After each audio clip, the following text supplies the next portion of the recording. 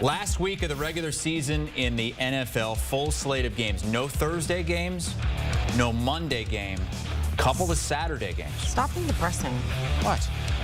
It's great. It's going to be awesome on Saturday and Sunday. Look at the bright side. Come on, Mia. Saturday, here we go. Steelers, Ravens. Steelers are favored because the Ravens have nothing to play for. They've already locked up the #1 seed. Steelers could still get into the postseason. Texans, Colts. Winner goes to the postseason. You know what? We got a new leader. New leader with 1 week to go in the regular season. Brady Quinn. What am I, 9 games below 500? I'm going to. Wait, I thought Brady was leading last week. No, I was leading last week. And by the way, we should be tied because my best bet was the Raiders. Just fade Pete's best bet. Ended up being a tie. If you fade the reality was it was a win. You're 12-4-1 this season. Yeah, fade my best bets. They're terrible. Oh my God. They're awful. We're 12-1. All right, let's start with Steelers at Ravens. Let's get into that. As Chris said, Ravens nothing to play for. Brady, I know you love picking these games because we have no idea who's going to play in some of them here. Steelers favored by 4. This is like the worst position to be in the league going into week 18 where it's, so early in the week. We have no idea who's starting, who's sitting, who's not. We normally pick these games on a Wednesday. What's a day more than at least what we have now? Why are we picking them today? That's irrelevant. The point is, this is a tough call at this point because the Ravens have the #1 overall seed locked up, which means they have a first-round bye, which means if you go back through history and you look at the last time they sat guys out, it didn't really work as well, right? Everyone made, it's a big deal. He looks rusty. He looks this and that. If I'm a head coach, I'm not playing my starters or those guys that are that important. It's not worth the risk. I'd rather sit there and say, hey, look, we'll figure out a way of helping to knock off some of that rust as they build up to the actual playoff game itself. But I wouldn't play Lamar. I wouldn't play a bunch of other starters that I feel like I could sit out. Now, it's an NFL team. You don't have that many spots. So I'm thinking that Steelers still have a shot. They're going to play this thing to win. We already know Mason Rudolph is starting. He's at least been taking care of the football. And I think Baltimore is going to have to play a lot of backups in this one. So I am laying the 4 points with the Steelers on the road in a desperate must-win game for them. But I do not feel good about it. Well, like you said, maybe they play, maybe they don't. It looks like they might play him some. How long will they play him? You have no idea. But I didn't care. I think the Ravens would win the game no matter if Lamar Jackson and gang sat down. I just think they will. And you're going to give me 4 points. Like you said, there's only so many spots that you're saying money line. You're not taking the. You're not saying a close loss. I'm taking the points because I'm going to get them. But there's only so many spots that can sit down. You only have a small roster, so guys got to play. I think the Ravens have a deeper, better roster. And to your point, if you think about a man like John Harbaugh and this Baltimore Ravens team, and as much as they care about those preseason games, that undefeated streak going on, they're going to try to win this game too if they can versus a divisional opponent. So nobody's better in meaningless games than the Baltimore Ravens. Nobody's better in meaningful games this season than the Baltimore Ravens. By the way, Sportsline gives the Steelers a 35% chance to get in. They need either a Bills or a Jags loss. That's the easiest way they can get in. But they can also get in with some weird. Yeah. Well, they might need to win though too. Yes, they've got to win. They have to win. They have to win. They might need the Broncos-Raiders game will play in as well at some point. I hate that number at 4 too. I'm regretting this pick right now. I want that to get on tape. I'm regretting this pick. The other game on Saturday is this is a winner take all. Winner, you're in to the playoffs. Loser, you're done. It's the Texans at the Colts. Virtual toss-up here. And who are you taking? Who do you think I'm taking? Again, you're betting against Gardner Minshew. Well, 2 weeks ago when I had Atlanta against them, you never saying anything about that. Yeah, I'm taking C.J. Stroud. He's a better quarterback. Wait, every time have you bet against Gardner Minshew? He's proven you wrong. No, not every time. He's not. It's pretty close actually. So basically, he's what 6-4-1 against you. Correct. And after this week, he'll be 6-5-1 against me because the better quarterback is C.J. Stroud. I think they're going to go in there and they're going to win the game. I think they're the better team. The Colts have done some really good things, and I think they're going to be better next year. This whole division is going to be better next year. But I'm taking C.J. Stroud. I'm with you. I'm taking the 1.5 here as far as the current number. You love Gardner Minshew. Because Stroud's back, and I think he adds an entirely different element to make this team a playoff team with him at quarterback. If he wasn't back, different story. I'll be laying the points here with the Colts. But I am hoping that Gardner Minshew once again throws it in your face and we both lose this bet, given that we're on the same side here. So I'll gladly sacrifice this for Gardner Minshew to beat Pete once again. Every time on Sunday he's like, look at Gardner Minshew, and then he'll throw 2 interceptions. And is that what happened in the second half last week? No. Oh, it didn't? No. And that was your best bet? And what happened? It was a push. It was push. It was actually a win, but when it wasn't a win. When we picked it, it was 3. Gardner Minshew's saying to you, you are who you are, and you are terrible in your best bets. Terrible. Terrible. Oh, I can't deny that. I will never deny that. I stink in my. Are either one of these your best bets? We'll see. We'll see. We'll find out a little bit I later. said not to jump ahead. You're getting a little ahead of yourself. Okay, calm down. Recapping their picks there on opposite sides. And that first one, when it comes to the Steelers at the Ravens, Pete saying the Ravens, look, it doesn't matter who they sit, they have a deeper team. Texans and Colts both going with the Texans. And CJ Stroud, not Gardner Minshew. 1 o'clock games on CBS this week. There's only 3 of them because we have 7 games between Fox and CBS in the 4:25 window. But these are the 3 on CBS. Falcons, Saints, Browns, Bengals, Jags, Titans. Can the Jags get one more win and limp their way into a home game in the postseason? We've got Brady Quinn and Pete Prisco picking every game against the spread. Let's start with that Jags-Titans game. Jacksonville a 5.5-point favorite. If they win, Pete, they win the division. If they lose, they likely miss the postseason. And this place has been a house of horrors for that team over the years. I mean, some of their best teams have gone in there and lost to bad Titans teams, and some of their best teams have lost to good Titans teams. They've had problems in Nashville. Having said all that, this Titans team is terrible. As bad as the Jaguars have played at times during this losing streak, and then they broke it last week, but they against Carolina, who is the worst team in the league, I think they'll find a way to win the game. I love what I saw from their defense last week. Now, it was Bryce Young, so you got to put a little asterisk next to it. There, that's for him. And then I think they'll get after whoever plays quarterback for the Titans. So I'll take Jacksonville reluctantly. Well, that's my concern right now is you really, for either team, don't feel great about who's going to be playing quarterback for either, right? We don't know if it's going to be C.J. Beathard or Trevor Lawrence. We don't know if it's going to be Will Levis or not. There's concerns, I think, more so for the Titans with that offensive line going up against the Jags front, in my opinion, regardless of who plays. And so I think that's going to be an uphill battle. It's why I'm laying the 5.5 points. The Jaguars have been a better team this season, but you love talking about history, and you are, father history, if you will, or father time. So take us through, you said the house of horrors. How many years in a row now has it been the Tennessee Titans? I don't know the exact specific number because I haven't looked it up, but it's been, over the years, it's been a lot of bad losses in Nashville. And Derrick Henry used to run wild against them there. Going back to even, the 90s and 2000, they used to dominate them. So it's a tough game for them, but there's a chance. Robinson's back at tackle. That's big for him. There's a chance Zay Jones could be back. They're talking about activating Kirk. So guys are coming back. So I think they're getting better and healthier. Just a matter of if Lawrence plays or not. Which would be huge versus that secondary. I would say this, though. As a player who's a part of many teams who didn't have postseason aspirations, there is nothing better at this point in time of the year, though, than trying to spoil someone who does potentially have a shot at going to the playoffs. Particularly a rival. Yes, particularly a rival. That is not the case in this next game. We get Browns at Bengals here. Bengals favored by 5.5. Bengals eliminated. Browns are locked at the 5 seed here. How do you attack this one? Home game. Have fun. I'm banking on the fact that the Browns are going to be sitting guys. And so I'm going to lay the points here with the Bengals, but I feel awful about this for a multitude of reasons. First being the fact that I am a former Brown and I grew up for the Battle of Ohio rooting for the Browns because I lived there in Columbus, Ohio. But this is one where the picks are tight, and I've got to go ahead and lay the points here with the Bengals. Pete's on the other side, and I hate my pick in this one. Well, I don't love my pick in it either because we have no idea how they're going to play it. But again, I go back to the roster, and I think the Browns roster is good enough for whoever plays that they'll find a way to cover the number. I don't know if they'll win the game, but you're going to give me that many points, I'm taking them. No matter what happens there, Browns will have to go on the road in Wild Card Weekend, play the winner, whoever comes out of that AFC South, which right now looks like would be the Jacksonville Jaguars. Let's go to the NFC South.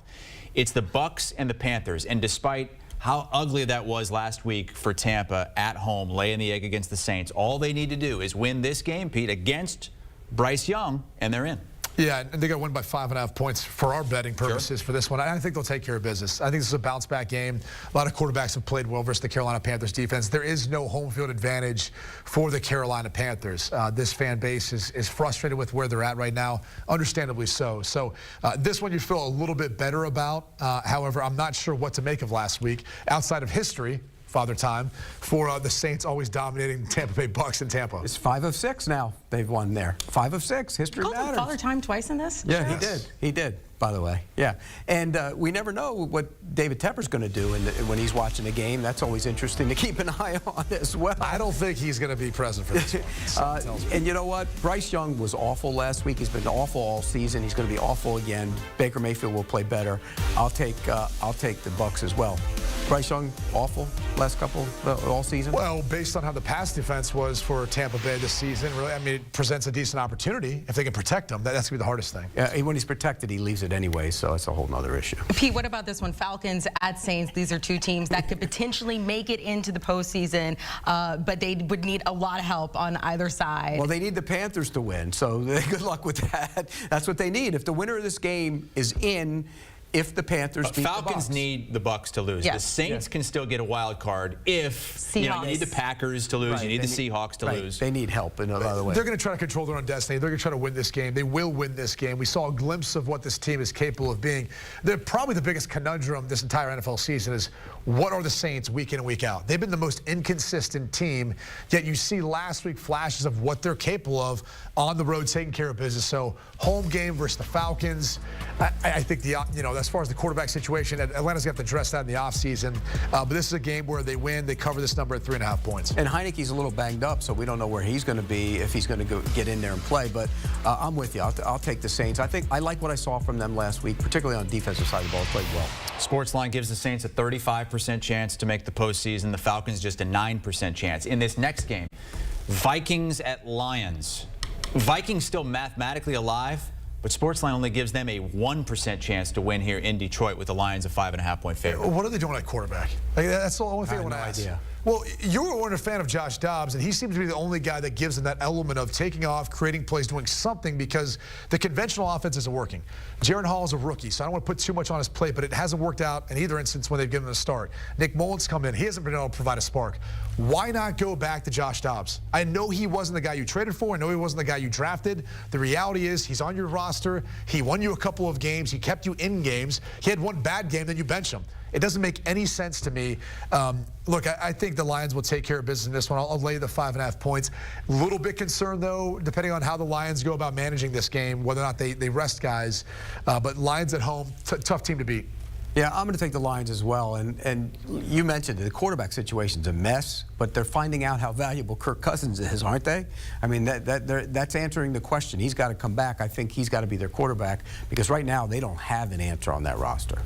Final game in the 1 o'clock slate for CBS. We have Jets at Patriots. Both of these teams already, they have been for a while now, eliminated from the postseason. Patriots favored by 2.5 in this one. I guess you're playing sort of for a draft pick here. Where are we on Bill Belichick, by the way? That's why he's picking this game. It might be his last game. It might be his last game. That's why you're doing what you're doing. It might be his last game in New England. And I think it's an end of an era. It's the end of a great era, maybe the greatest of all time, arguably. Maybe. Well, you can go back to some of those old Packers and Steelers teams of yesteryear.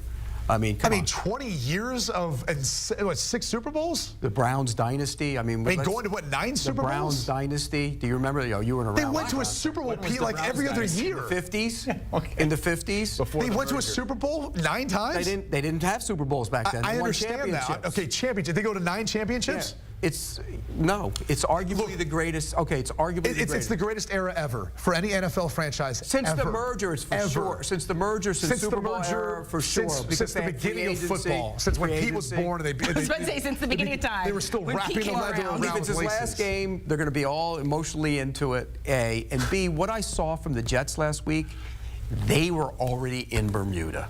Period. Yeah. Not Cabo though. Bermuda. No, the East Coast teams go to Bermuda. The West Coast teams go to Cabo. They laid down so bad last week. They were awful. They didn't care one bit. They weren't tackling. They weren't playing hard. Bad look for Saleh. Belichick's team will play hard. I'll take the Patriots. I'm betting on Robert Saleh here because I think between these two teams, the Jets should be able to keep this one close. It should be razor close. Neither of these teams are very good. No. But I think you'd admit the Jets have been the better team for a greater portion of this season. But to your point, I think once the report came out that everyone was safe, everyone's staying put, they're rolling into 2024 with the same staff, front office, OC, everything, I think everyone took a big sigh of relief. And the problem is that allowed them then to come out, not with a sense of urgency, and get rolled last week. I'm hoping there's a wake-up call for this team this week. Divisional game, trying to finish off the season the right way, and Robert Saleh can get them going in that right direction. So, not saying they win the game. I think they keep this one razor close because I don't have much faith in either of these teams right now. And Pete, who preaches on the fact that there's no emotion, you don't play extra hard for a coach or a cause or whatever else, just said that. So I don't know that that's at play here. I think they're going to play hard. They play harder. That team quit last week. Okay. I don't think they're going to quit this week. So blame Aaron Rodgers since he made the decision to bring everybody back. Those are your words. Yeah, exactly. It's really hard to believe if that's Bill Belichick's last game in New England. Like, it's hard to fathom is what I mean. It won't be his last game as a coach. He will coach somewhere. Okay, but not New England. All right. You see the agreements? Jacksonville, Tampa, Nowlands, and Detroit. Welcome back to HQ. We have made it to week 18. Taking a look at the afternoon games you got coming up on CBS. Packers can clinch a playoff berth with a win, and the Cowboys, because the Eagles have decided, I can't say it on here. What? What have they decided? What have they decided? What are you doing? What are you doing? I'm imitating him. What are you guys talking about? These are real football games with real consequences. 4:25 Eastern time. This is Bears-Packers, and as Amanda said, Packers winning in. Bears can ruin their season right here. They can, and you've been our resident Bears fan. This has been a tough matchup for you throughout the years, right? It has, yes. It does, including week 1. Yeah, it does feel like this one's going to be a little bit different. I mean, the way the defense is playing for the Bears right now, Fields has been so much improved too. You give them a shot in this one. Like, this is not an easy pick for me. I'm going to lay the 3 points there with the Packers. Jordan Love's come on. He's become that guy where I think after the season, you now have to have the conversation about a contract extension. He still has another year left on the deal. Now, I look back at it and go, probably should have just played it out. Then you could have had, free agency or the franchise tag to work on that extension off of and make even more money. But I digress. That's besides the point. My concern is the Packers defense. That's the group that's been leaking like a sieve right now. And look, they'll get Jair Alexander back after suspending him last week. But that's the side of the football that has to improve versus this Bears team, the way Justin Fields and them have been playing offensively. By the way, Jordan Love sent Happy New Year to Adam Shine. He wanted to drop that note to... So are you taking a victory lap? You're taking the victory lap? You can't take a victory lap after you literally scheduled their funeral, then called it off, you buried him. and then scheduled it again, and then brought it back. I didn't do that. They did it to themselves. That was but the bottom line is Jordan Love's a really good quarterback, and he's going to be an even better quarterback going forward. So anybody who said he couldn't play was misguided and wrong. It's a case study, too, though, for all the people who make snap judgments on guys who are rookies or in the second year. Why don't you give them some time to develop?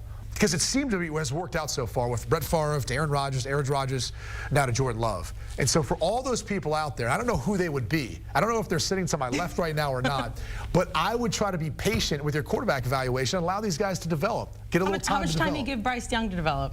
Zero. He's already written him off. Well, there's a difference between Jordan Love and Bryce Young. He's not 5'9", 170 pounds. Jordan Love looks like an actual quarterback in the pocket. There's a big difference. I'm taking the Packers. We have Seahawks at Cardinals here. Seahawks really screwed things up by losing to the Steelers last week. Their playoff chances have dwindled significantly. They're still there. They're favored by 3. And this one, of course, we saw the Cardinals beat the Eagles. They beat the Eagles, and on the road too. And now they come back home. This traditionally, historically, this matchup's been tight. And you got to respect what Jonathan Gannon and his staff have done. They've made this team competitive. You saw what they did just a week ago. I think they keep this one within the number if don't outright win. They're building momentum into next season. They have a lot to be optimistic about. So I'll take the 3 points in the Cardinals at home versus the Seahawks team that is struggling to stop anyone and isn't consistent enough on offense for me. Jonathan Gannon, you mentioned, he's done a great job. And Kyler Murray's playing good football. I think he's proven to people he's going to be their quarterback going forward. And I like the Cardinals as well. I'm surprised you took them. I was hoping you would take Seattle because I had Arizona last week against Philly. I should have made it my best bet. I didn't. I was an idiot. But I'll take the Cardinals in this spot. Go ahead there, Manders. You want me to go to the next one? Yeah, that's your game. All right, what are we talking about here? Cowboys and Commanders. Cowboys favored by 13.5. It's a big number. It's a big huge number there. number. And they win. They win the NFC East. But it's a big number. No, it's a big number. They've got to win. It's a divisional matchup. I've had a hard time with these divisional games and these big numbers. So I'm going to take the 13.5 points here in Washington. Look, I think there's a lot of concern about what's to come here in a few days for a lot of folks there in Washington. But for the players, they're out there trying to win it. And for Dallas, look, this is a huge game for them in the context of the playoffs and what takes place. But you have to wonder, if they do get up, is this a backdoor cover scenario where you take out some of those starters to rest them and make sure they're good the rest of the way once you have that game in hand?